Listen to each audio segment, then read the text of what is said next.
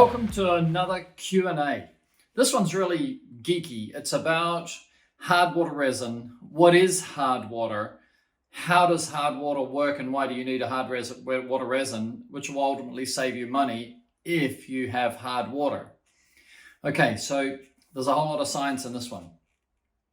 Firstly, you have to understand that water chemistry and chemistry generally is driven by the ionic attraction between different molecules. So some of the molecules will have a positive charge, some of the molecules will have a negative charge, and then they hold themselves together in a pattern where it makes sense. So for example, if you look at a water molecule, we know it's H2O, two hydrogens with one oxygen together. So you have an oxygen, and then you have two hydrogens, but the two hydrogens don't sit here and here, they sit here and here. And then the reason why they go like this is because the hydrogen is positive, oxygen is negative, but they don't sit beside each other, they repel each other to an axis, right? So that because they're both positive, so they're repelling, but they're attracted to the oxygen, right? Oxygen is 2 minus, hydrogen is 1 plus, so you end up with a H2O molecule. Now, when we talk about water hardness, hardness is not TDS. That's a very, very common misconception. Water hardness is about the density of the total TDS, that is calcium carbonate, basically calcium molecules or compounds, or magnesium molecules or compounds, but they're very similar. They both appear in the same part in the top left-hand side of the periodic table. So calcium is a 2 plus, oxygen is a 2 minus. I may have said that wrong before, but oxygen is a 2 minus, calcium is a 2 plus. And water hardness, when you see calcium in water, it's usually calcium carbonate, right? Which is calcium, carbon, and oxygen. So you have one calcium, one carbon, and 3 oxygens. So it's Ca for calcium, C for carbon, O3, calcium carbonate, CaCO3.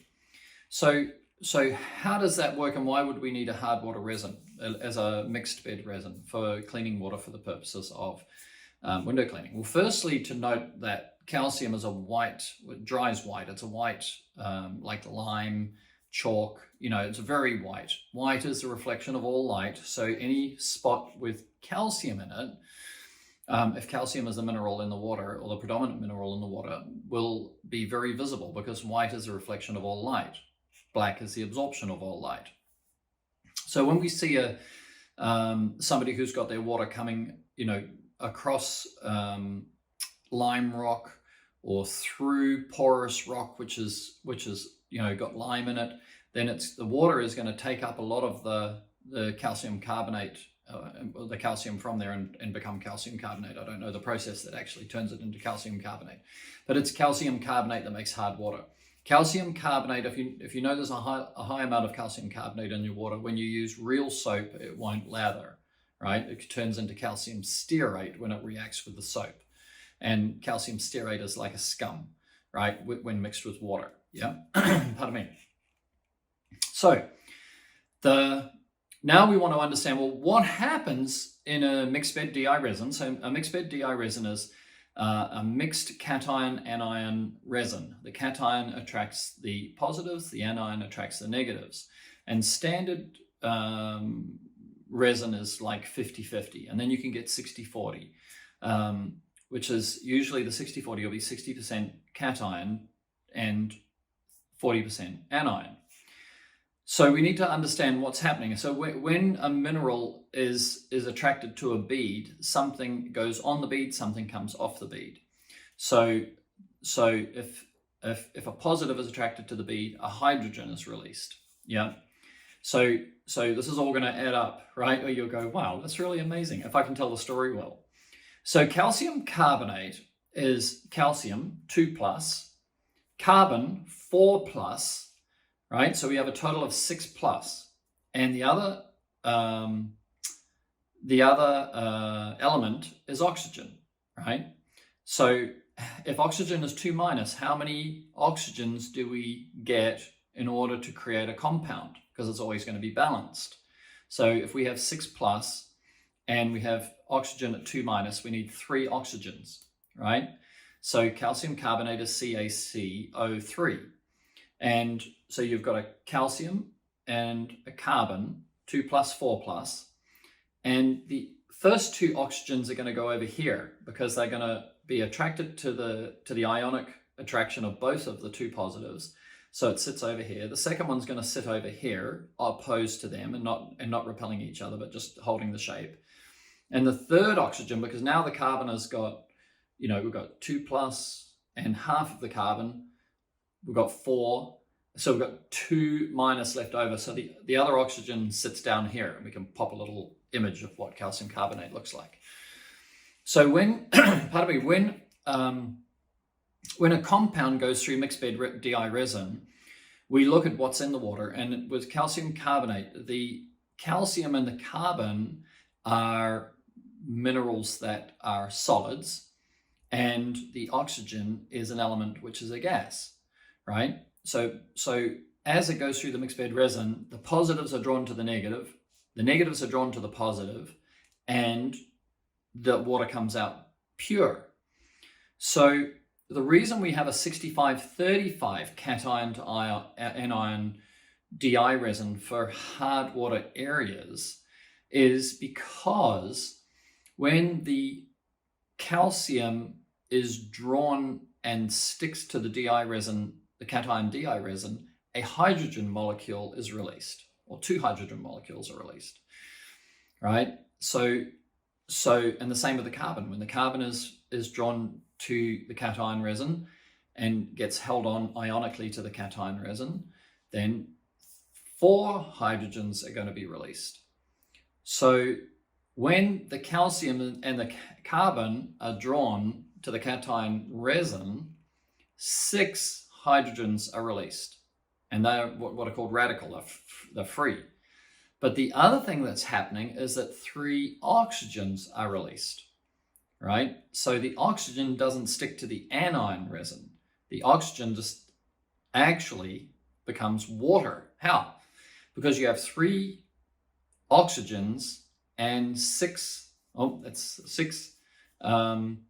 hydrogens.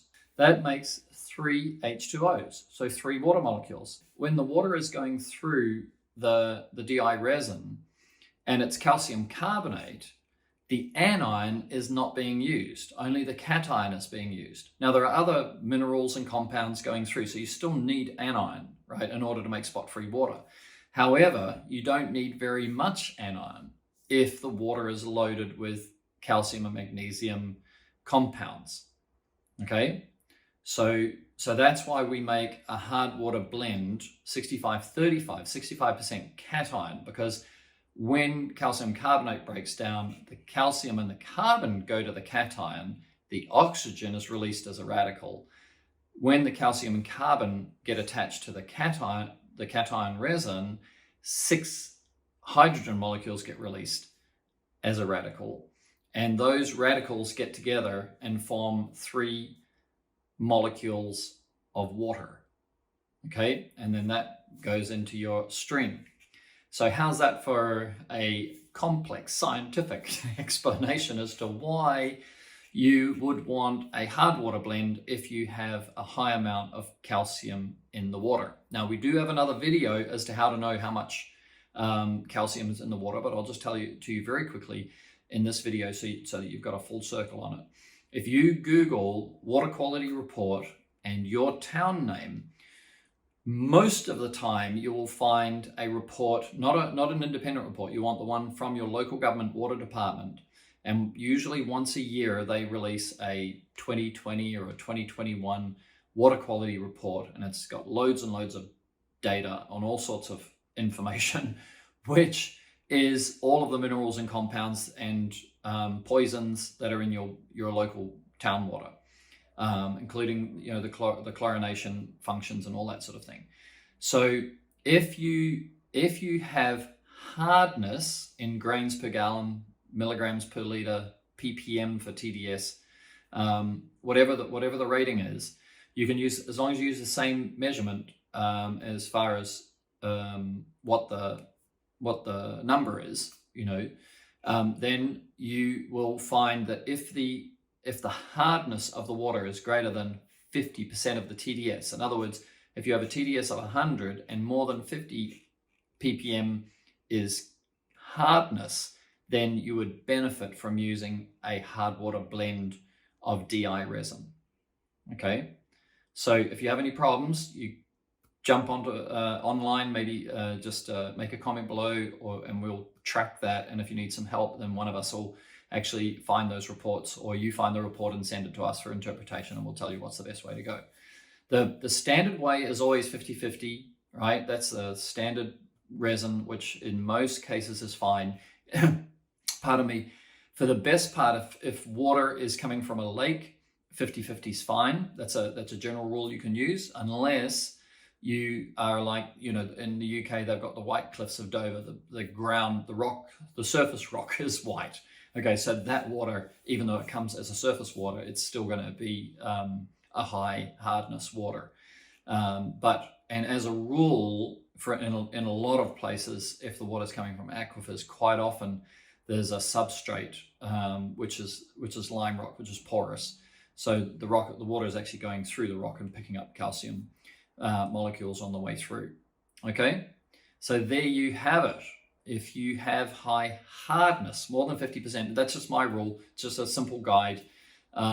If you have high hardness, then you'll get more life out of a hard water resin than you would out of a standard resin for the purposes of spot-free window cleaning.